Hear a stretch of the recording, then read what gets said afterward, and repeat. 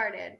So good evening, everyone. I'm Lacey Price, a co-founder of the Liberation of Education, and I'm so pleased to be with you all tonight to introduce our guest speakers, Dr. Mara Linaberger and Amy Marotz.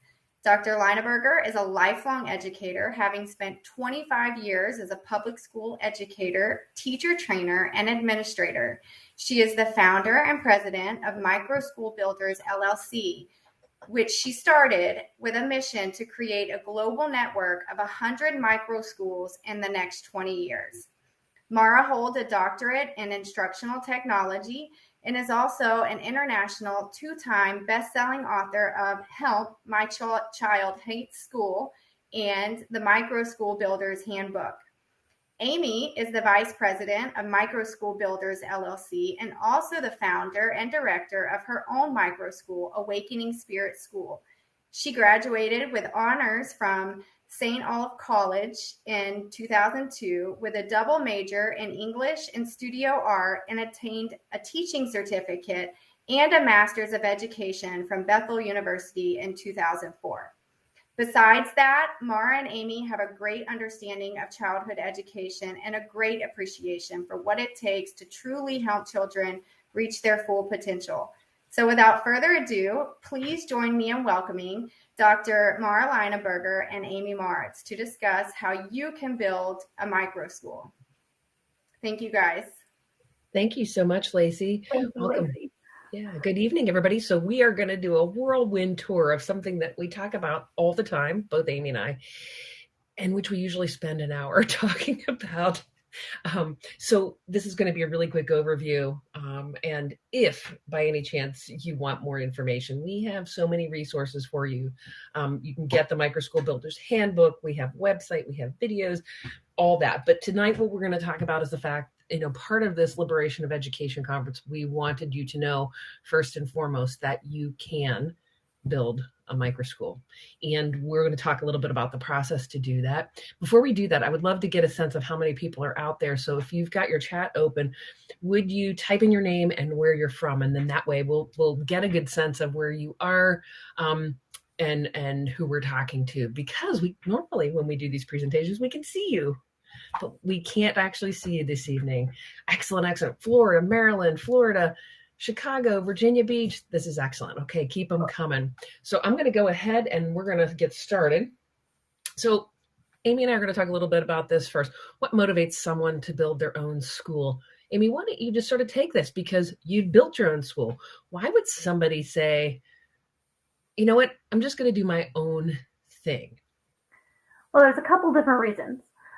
The number one reason that we all share is for our children. So it could be your biological children, children in your household, or just children in general that you have a heart for, creating something that they are at the center of.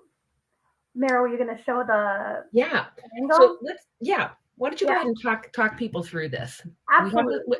We are a fan of models, so we're going to share this model with you to start you thinking about what school's like today and what would motivate a parent or a teacher to say, I'm doing my own thing. So a lot of times when we're looking at this model, this is society in general, but this one is school in general, with the bottom layer being the largest amount of the population. And really this is the spot where we both hate using the word failing, but the student who comes home after a day of school completely demoralized, hates school, is drained, they are failing. And it's not just an academic failure, it's an emotional one, which is where your parents and the teachers who are going to be looking at this child and saying, I need to do something. I need to take action. What happens with school today is that we have a myth that is perpetuated. And that myth is that knowledge has to be transmitted. It has to be spoon-fed. In order for my child to understand that 4 and 4 equal 8, I need to tell them that. Well, we know as educators that that's just simply not true. Mara, do you want to go ahead with the whole fear ignorance thing? Yeah. Well, it's interesting, that line that's there between failing and floundering is simply just fear or ignorance, that myth is not reality. The truth is, knowledge is subjective. We as adults pick the things that kids need to learn. Curriculum is created by a group of adults to say this is a body of knowledge that kids need to learn.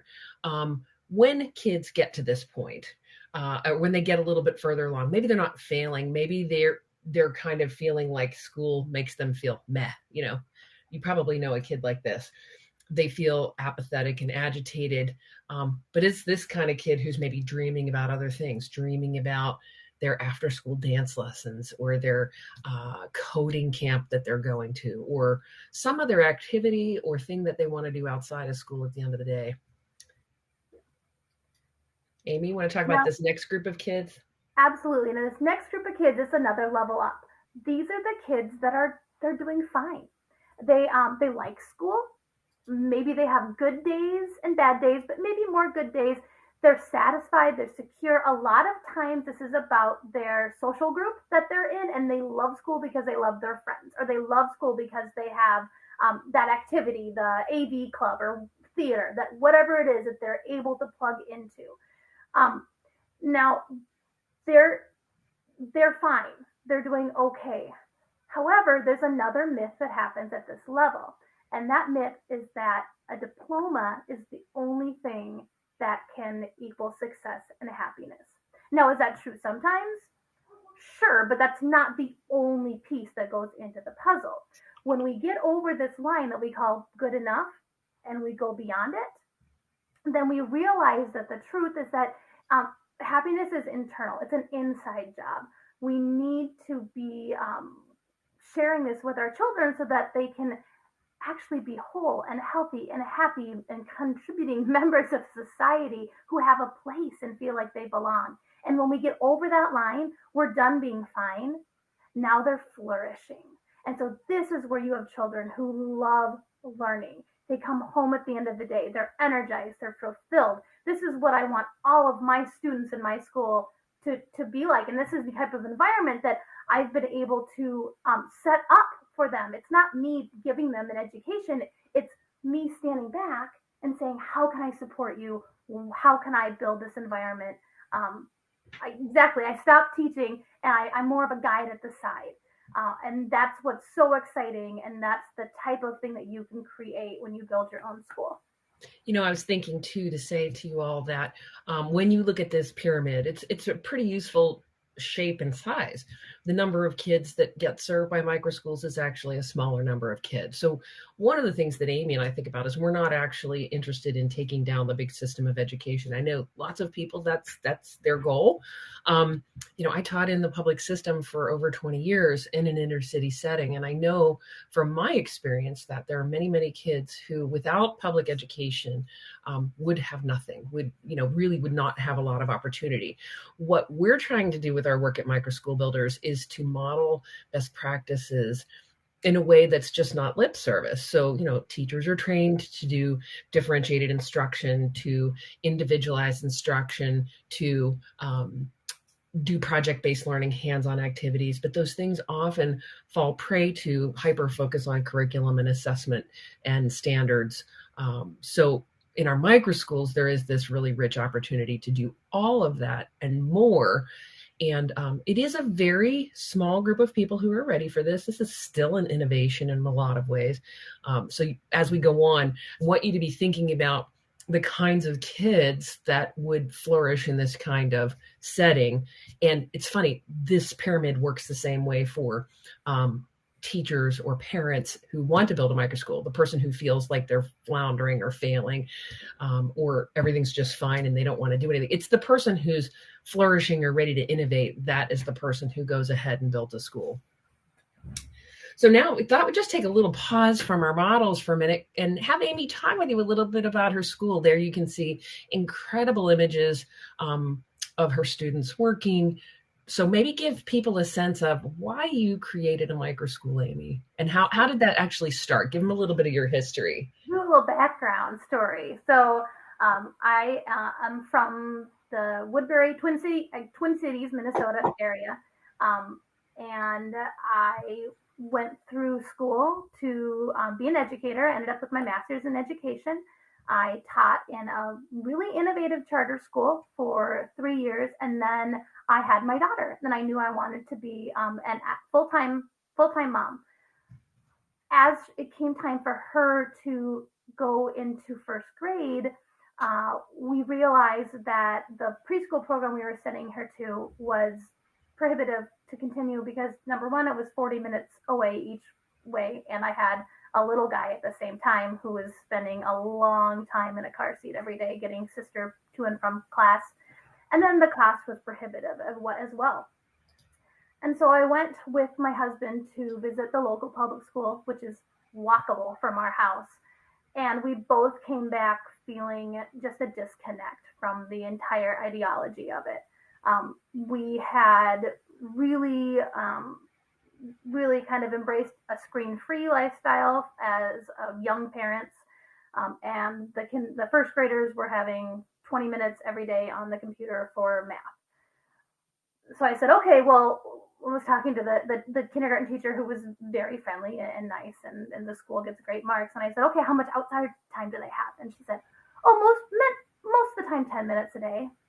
And I thought, there's no way I'm going to allow my daughter to have 20 minutes a day on a screen and 10 minutes a day outside when I know that I can provide something that is way more tailored to her individual needs. My daughter is a highly sensitive child. 10 to 15% of the population across the world, across socioeconomic levels, across countries, our brains are wired to take in more sensory stimuli, which makes it harder to turn off all of that information that's flooding in when you need to focus on one thing. So what this looks like in a traditional school setting are students who they freeze and they don't answer anything, and they just get really small and they shrink down and they just get ignored. These are the kids that are in the cracks. It also looks like outright school refusal. I have a lot of students now who had gotten to a point with their schools where their parents were physically unable to make them go to school because they were so upset. They were crying. They were had stomach aches and all kinds of physical things that were coming up. So what I knew was that there was a place that needed to be created for these kids, my daughter included, and I started that process by homeschooling. Other people started watching what I was doing. I got more and more interest, and I grew my own microschool in the lower level of my family home. I had 3 students one year, 5 students, 7 students, and that's when I knew I was going to have to take off my teacher glasses because I was having so much fun just being in the trenches with these kids every day. But I knew there were so many more kids that I needed to be able to serve. And I wanted to have a standalone school. So that's when I found Mara, Microschool Builders, and I attended one of the Microschool Builders gatherings 4 years ago now, Mara. Yep, it's been that way, yep. At that point, I kind of told her this whole history. I said, this is my goal. I want a standalone school where we can just walk outside and be in nature. I want to have animals. Nature is a giant part of our curriculum.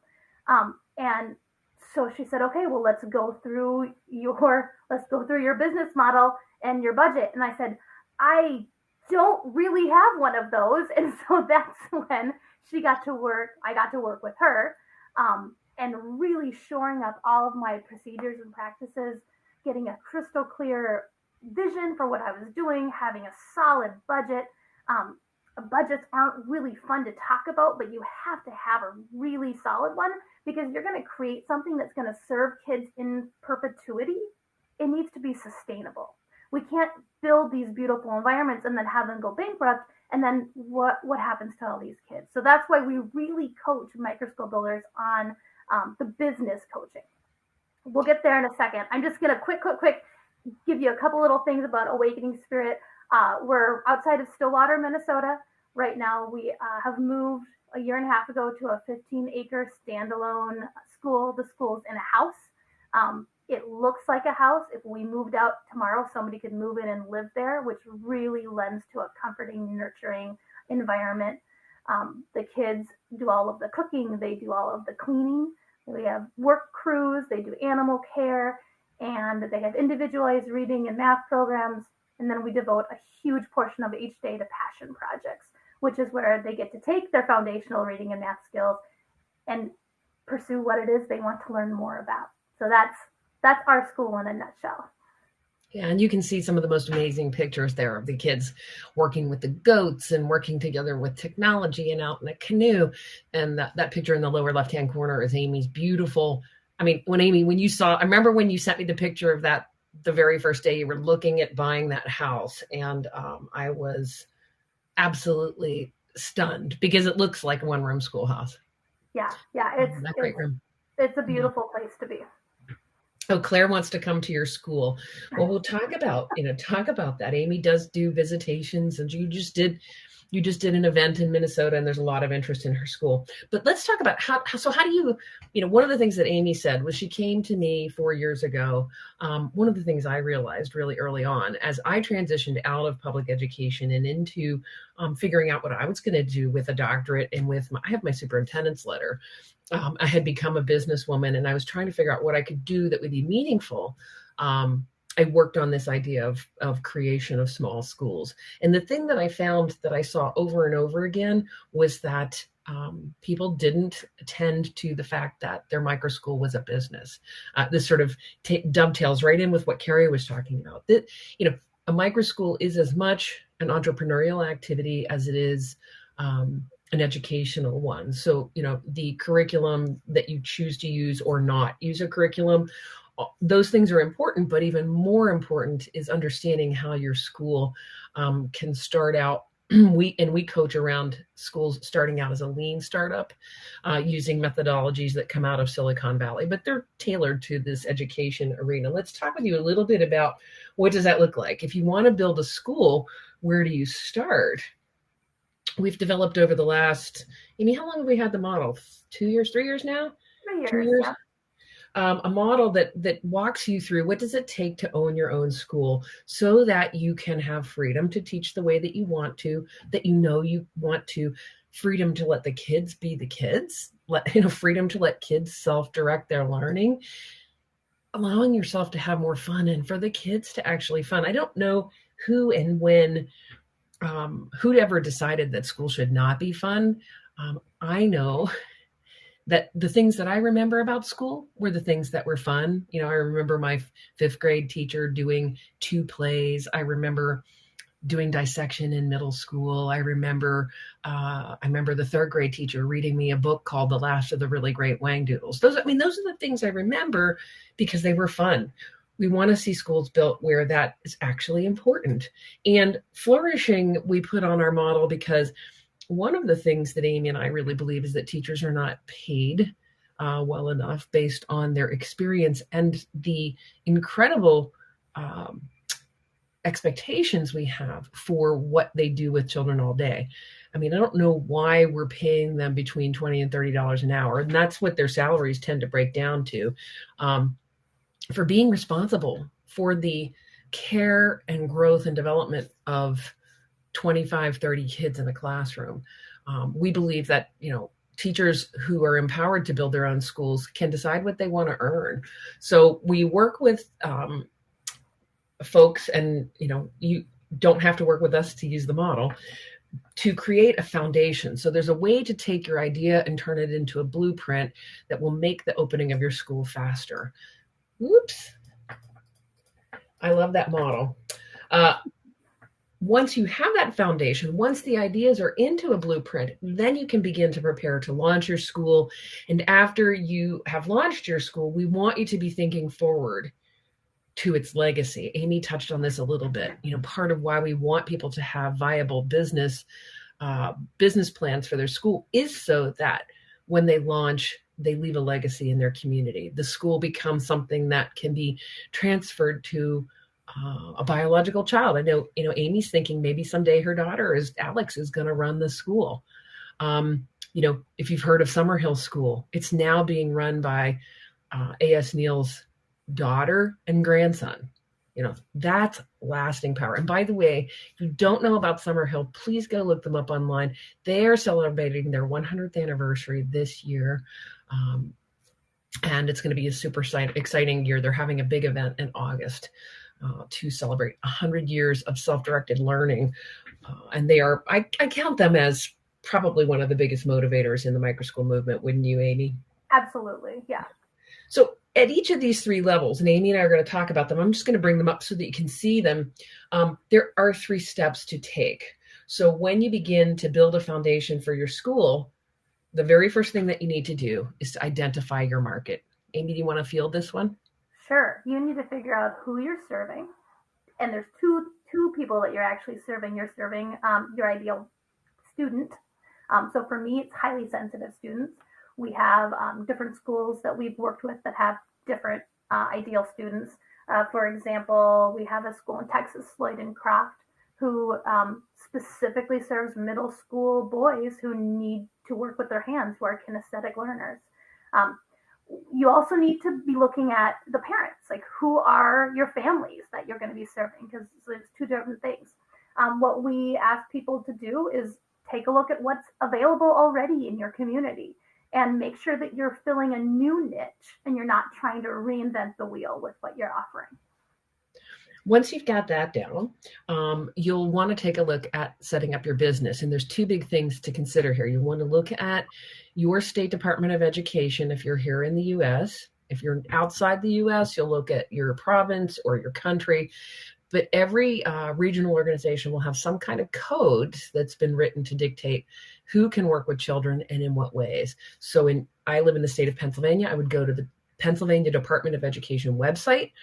And on that website, there is something called the school code. And in that school code, it tells me how I can work with children, what kind of requirements there are, how I could open a private school, or how I might work with homeschooling. Carrie alluded to this earlier. There's now these sort of hybrid things happening. In fact, Amy's sort of doing a hybrid thing now. But your your school code will let you know what you can do. And then you have to decide, do I want to operate as a for-profit or nonprofit? Either way you go, you must have some kind of a legal standing for your school. Either it will be an LLC or it will be a nonprofit. In both cases, those things will protect you and your personal tangible assets in case of any kind of problems or any kind of legal situations.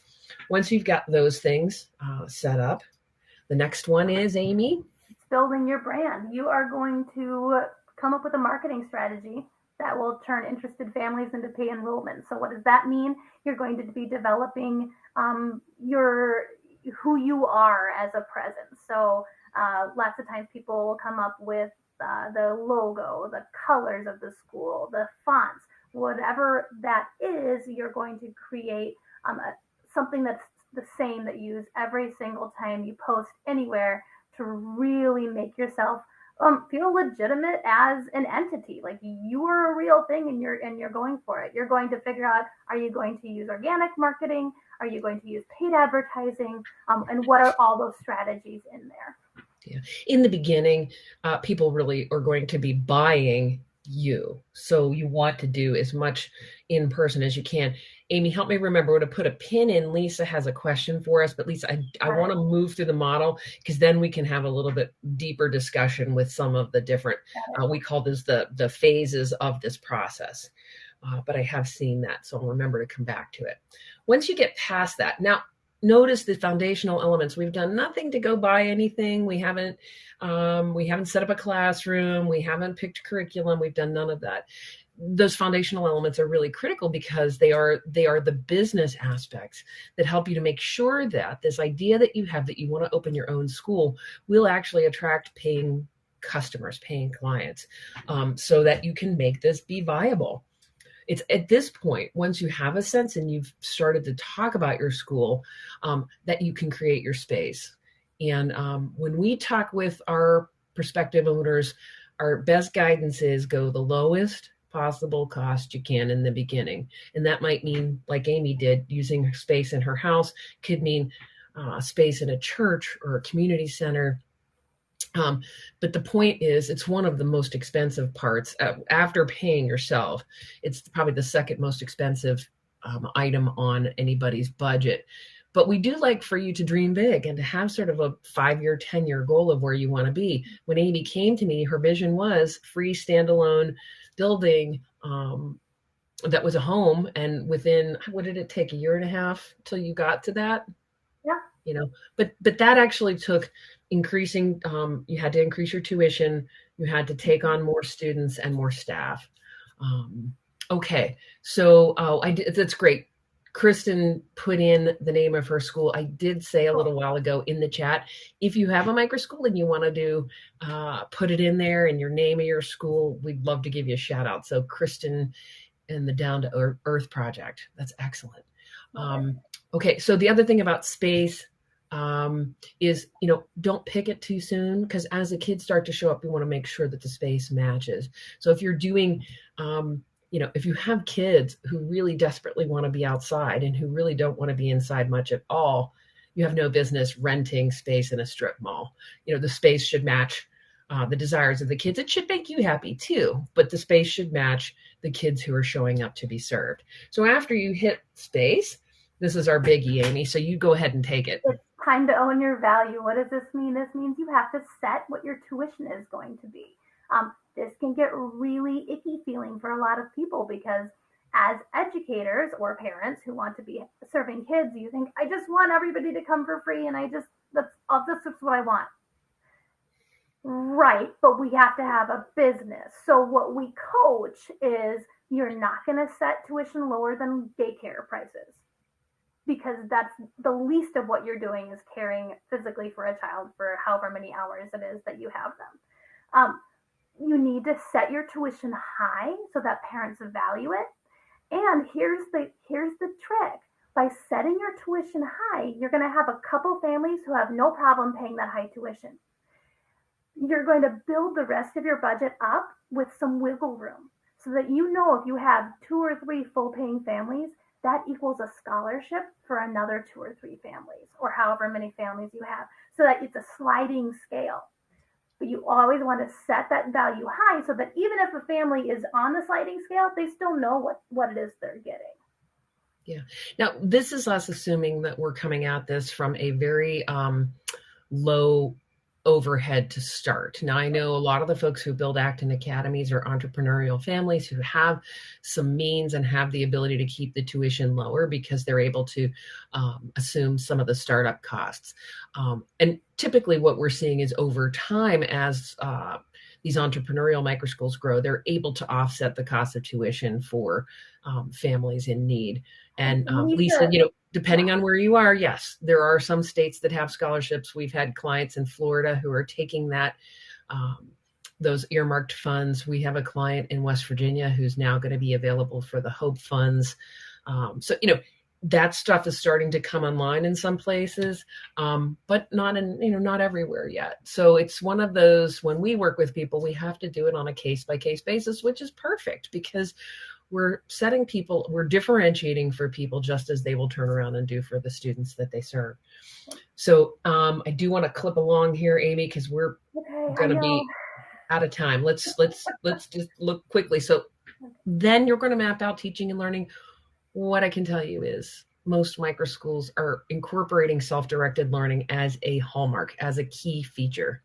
And it says that we have ended. So what I want to do is just quickly wrap up and show you the remainder petals. And Lisa, please reach out to us. We can answer your question. The last 3 items, and folks, the model and the processes in the model are up on our website. So if you can jump onto www.microschoolbuilders.com, you'll find all of this, and we'll be happy to talk you through it.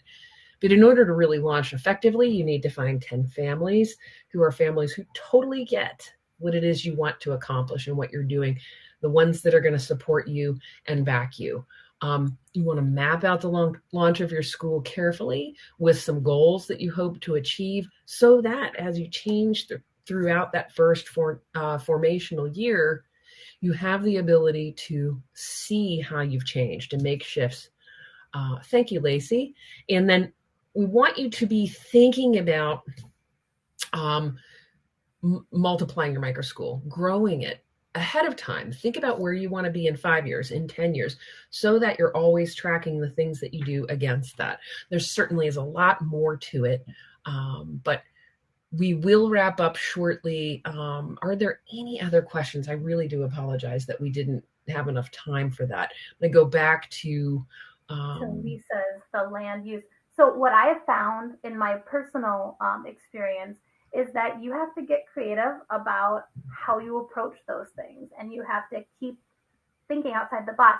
I had to actually change the city code in one of the cities that I was in to have them recognize microschools as an entity. So just don't take no for an answer is my own plucky way of going about that. I was just about to type this in. Any of you who would like to know more, you can get a free copy of the Microschool Builder's Handbook on the website. You can also book a 30-minute free call with me at any point to talk about your ideas. When you do that, there's a 20-minute video you watch that'll be a little more thorough on the process, on the model. So take a look at that. And Lisa, we'd be happy to chat with you about your podcast. I think that'd be great. So I'm grabbing that for us. And Amy, anything else? Any parting words of wisdom? Because it's a big leap to say, I'm going to homeschool my own kids. Now I'm going to open up a business and I'm going to be teaching other people's kids, I think. Yeah. So my biggest word of wisdom is it's a calling. You have to want to do it. And then my advice for people who are going through the process, I know there's some of you who are halfway through the process, feel you're working on it, just keep doing one thing every day to get you to your end goal. Just have a big checklist, and if you can check off at least one thing every day, you know you're going in the right direction. Excellent. And Lisa's sharing that she has a podcast. If you have a Microschool, go ahead and reach out to her. She'd be happy to talk with you as well. So my final slide, just basically, forgot we had those in there, Amy. Those are some of the pieces of coursework that we do with our clients. But if you want to follow up with us, there's the website. You can book a call. And thank you so much for the opportunity to share about the fact that it is absolutely possible to open a Microschool. There is a process to do it effectively and efficiently. Thank you. You guys had a wonderful presentation. Thank you very much. Excellent. Can I answer Gail's question really quickly, do you think? Absolutely. So Absolutely. Gail, yeah, we do. We have worked with a number of parents, and a lot of times they come in with a teacher in mind, and you want to create you're an administrator, let's see. Yeah, we've had people do that. Now, I will say it's a little more tricky. We worked with a gal down in Oklahoma. Was she in Oklahoma? She was a princess. She was she was a principal, and her Catholic school was being closed, and the diocese didn't like her idea of keeping the school open, and she would just take charge of it. She did end up opening a Microschool for herself and one of the teachers, for the students, specifically the students that she knew were not going to do well going back into the public education system. So it is possible, but what's trickier about starting with and hiring a teacher is you've got to make sure you generate enough revenue to cover both salaries. And that puts a little more pressure on you in the beginning for recruiting enough families to make it work. But I'm happy to talk with you a little bit more about that. So yes, we have worked with people who hire a teacher. Awesome. Fantastic. So we'll take a short break, and then we'll meet back for the next keynote. Thanks so much. Bye. Thank you, guys.